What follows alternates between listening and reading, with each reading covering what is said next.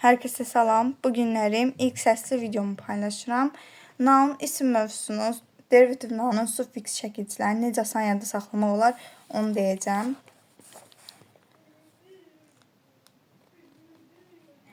Həmədan.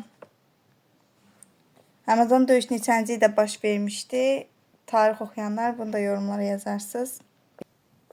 A, E və İ. Həmədan və cəsarət sözlərindəki samitləri atırıq. Samitləri saxlayırıq. İndi yazırıq.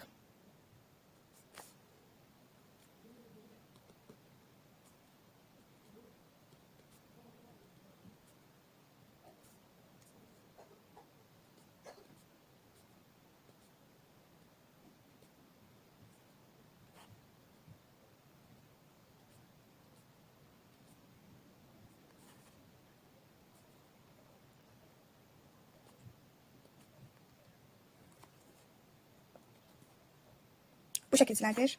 Bir də yazmadığım iki şəkilci qaldı. Vay və yur. Bu cür yadda saxlayırıq.